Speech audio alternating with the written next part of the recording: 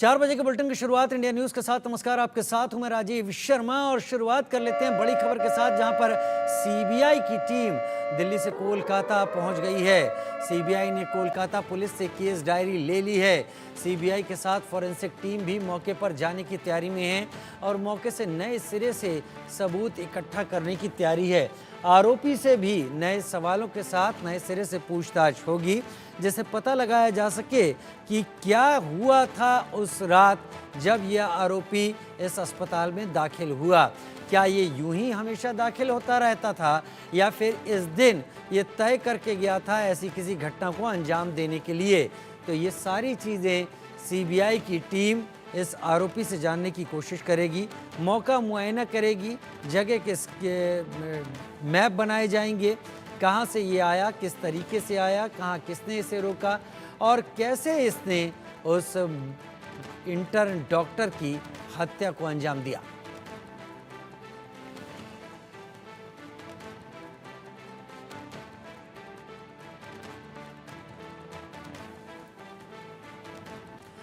आरोपी से नए सिरे से पूछताछ की तैयारी है। सीबीआई की टीम दिल्ली से कोलकाता पहुंच गई है। फॉरेंसिक विशेषज्ञ भी साथ में हैं, जो उस जगह से कई ऐसे फॉरेंसिक एविडेंसेस उठाएंगे जिसके आधार पर इस शख्स को सज़ा दिलाई जा सकेगी। केजीएमयू में उधर लगातार तीसरे दिन डॉक्टरों का प्रदर्शन जारी है। कोलकाता की घटना को लेकर लखनऊ के केजीएमयू में डॉक्टरों में भारी आक्रोश है। उनका कहना है कि हम लोगों के स्वास्थ्य का ख्याल रखते हैं, लेकिन हमारी सुरक्षा का ख्याल सरकारों को नहीं है। कोलकाता में हुई घटना के बाद लगातार तीसरे दिन केजीएमयू के डॉक्टर्स लगातार प्रदर्शन कर रहे हैं। आज तीसरा दिन है, आप देख सकते हैं केजीएमयू के प्रांगण में ये डॉक्टर सब इकट्ठा हैं और यहाँ के ऊपर बैनर हाथ में लेके लगातार ये लोग पोस्टर कर रहे हैं, प्रदर्शन कर रहे हैं और इन लोग लगातार 3 दिन से मांग अपनी कर रहे हैं और अपनी मांग पर ये लोग लगे हुए हैं। कुछ लोगों से देखिए, डॉक्टर्स भी हमारे साथ में हैं। लगातार 3 दिन से आप लोग प्रोटेस्ट कर रहे हैं, तो आज तीसरा दिन है। तीसरा दिन हो, महीने हो जाए, साल लगे हैं, जब तक हमारी डिमांड पूरी नहीं की जाएंगी इस बार हम नहीं रुकेंगे, हम नहीं चुप रहेंगे। इस बार गवर्नमेंट को central protection act government doctors की सेफ्टी के लिए पास करना ही होगा। उनको एक्शंस लेने ही होंगे, मेजर्स लेने ही होंगे हमारी सेफ्टी के लिए। अगर हम हमारे हक के लिए नहीं बोलेंगे, कोई और नहीं बोलने वाला। केस तो बता रहे हैं कि सीबीआई में चला गया है। इसके अलावा क्या सीबीआई में गया? क्या आपने रिपोर्ट्स नहीं देखी, न्यूज़ेस नहीं देखे? गवर्नमेंट कॉलेजेस में कोई भी रिकंस्ट्रक्शन का काम शुरू होने में महीने लग जाते हैं। एविडेंस साइट को डिस्ट्रॉय कर दिया गया है। किस बात की सीबीआई की जांच हो रही है जब एविडेंस ही सारे मिटा दिए गए हैं? सर, और दूसरी बात ये है कि सीबीआई को हम अच्छी बात है कि सीबीआई को जो केस है वो सौंप दिया गया है, पर क्या हम जो ऐसी चीजें हो रही है उनको रोकने के लिए कुछ नहीं करेंगे? क्या हम हर बार सीबीआई को ही केस सौंपेंगे? क्यों हम तभी अलर्ट होते हैं जब किसी लड़की का रेप हो जाता है? क्यों हम पहले से ही ऐसे स्टेप्स क्यों ना लें कि लड़कियों का रेप हो ही ना? ये बात है, इसलिए सेंट्रल प्रोटेक्शन एक्ट को लाने की बात की जा रही है कि कल कोई भी लड़की उसका रेप ना हो, वो बच जाए। क्योंकि सर, हम कितनी बार सीबीआई को जांच सौंपेंगे? कितनी बार ऐसा होगा कि लड़कियों का रेप होगा? और सर, पर्सनली मेरे हिसाब से ये केवल एक डॉक्टर का मैटर नहीं है, ये एक मेडिकल कॉलेज का मैटर नहीं है, ये एक लड़की होने का मैटर है। सर, कोई भी लड़की के साथ ये होता कितना गलत है। और वो भी हमें क्या क्या बोला जाता है कि हमें रात में बाहर नहीं निकलना, छोटे कपड़े नहीं पहनने, की हम बॉयज को अट्रैक्ट करते हैं। ठीक है, अगर उनका ये भी कहना है, हमने ये भी कर लिया, पर अब उस लड़की के साथ क्या हुआ? वो तो अपनी वर्क प्लेस में अपनी ड्यूटी कर रही थी। क्या उसने छोटे कपड़े पहने थे? वो रात में बाहर थी तो गवर्नमेंट के कहने पर बाहर थी, क्योंकि उसकी ड्यूटी थी। उसे अपने माँ बाप का पेट पालना है, अपनी फैमिली का पेट पालना है। क्यों हम जॉब करते हैं? अपना पेट पालने के लिए तो करते हैं। अगर उसके बाद भी ये सब हो रहा है तो इसका मतलब कहीं ना कहीं सरकार की नहीं, लोगों की भी है ना। जो वहाँ का जो प्रशासन है, कितनी बड़ी कमी है। क्या सारी लड़कियों में ही सारी दिक्कतें हैं क्या? वी वॉन्ट जस्टिस के नारे लगातार इस वक्त लग रहे हैं उस इंसाफ के लिए, जिस इंसाफ के इंतजार में इस वक्त देश के अलग अलग जगह डॉक्टर्स प्रदर्शन कर रहे हैं। रैनिक दत्ता मेरे साथी संवाददाता इस वक्त मेरे साथ कोलकाता से जुड़ रहे हैं। रैनिक, सबसे पहला सवाल तो ये है कि सीबीआई की टीम वहां पहुंची है, सीबीआई की टीम ने क्या क्या अब तक किया है? क्या साइट पर पहुंच गई है या सिर्फ अभी हैंडओवर लिया है कलकत्ता पुलिस से?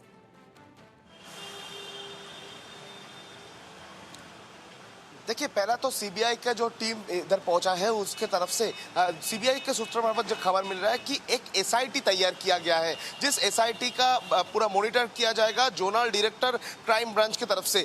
क्राइम ब्रांच का जो जोनल डायरेक्टर वो मॉनिटर करेंगे, उसके अंडर में रहेगा 2 डीआईजी रैंकिंग ऑफिसर।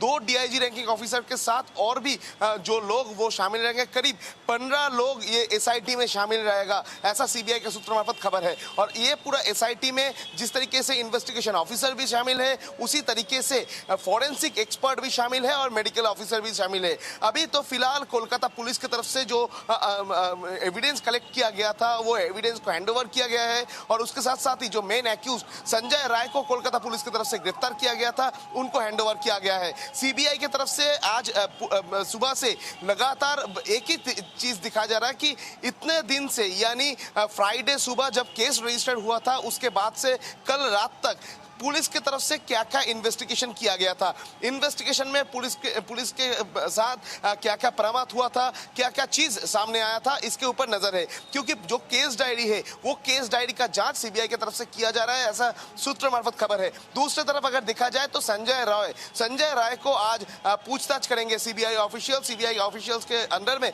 यानी डीआईजी रैंकिंग 2 ऑफिसर जो है वो मेनली उनको पूछताछ करेंगे। क्योंकि कोलकाता पुलिस के पास जब उनका बयान रिकॉर्ड किया गया था, वो बयान के साथ आज का जो बयान होगा वो बयान मिला के दिखा जाएगा कि संजय राय सही बोल रहा है कि नहीं। क्योंकि संजय राय की तरफ से जो टाइमलाइन दिया गया है कोलकाता पुलिस के पास, वो टाइमलाइन क्रॉस चेक करना चाहते हैं सीबीआई, और इसी वजह से संजय राय को हिरासत में लेकर वो पूछताछ करना चाहते हैं।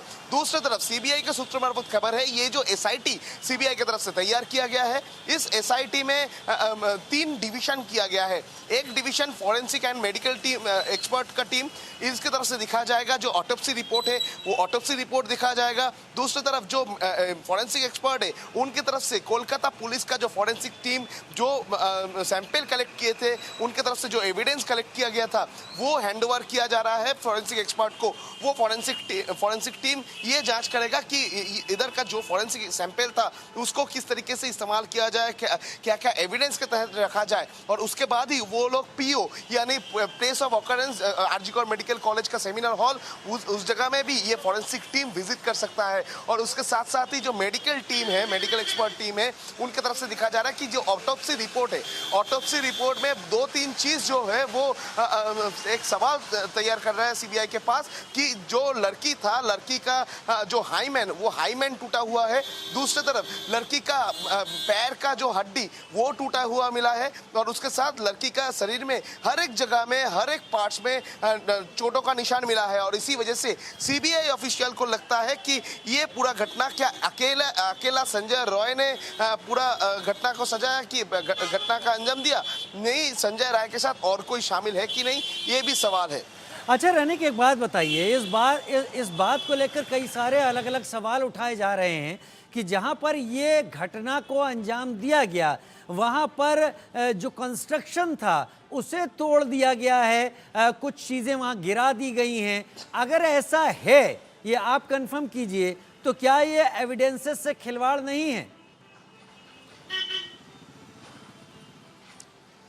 देखिए, स्टूडेंट की तरफ से और जो प्रोटेस्टर है, जो पॉलिटिकल पार्टीज का प्रोटेस्टर है, उनकी तरफ से कल दावा किया गया था कि जिस सेमिनार हॉल में ये डेड बॉडी रिकवर हुआ है उस सेमिनार हॉल में कंस्ट्रक्शन का या तोड़फोड़ का काम चल रहा है, एविडेंस तोड़ने का काम कोशिश किया जा रहा है। मगर उसके बाद जो तस्वीर सामने आया उसमें से साफ है कि ये जो घर तोड़ा जा रहा था, ये सेमिनार हॉल के ऑपोजिट साइड में एक घर है, उस घर में रिकंस्ट्रक्शन का काम चल रहा था। वो काम फ्राइडे के पहले से ही चल रहा था, सोमवार को बंद रखा गया था, फिर मंगलवार को चालू किया गया था।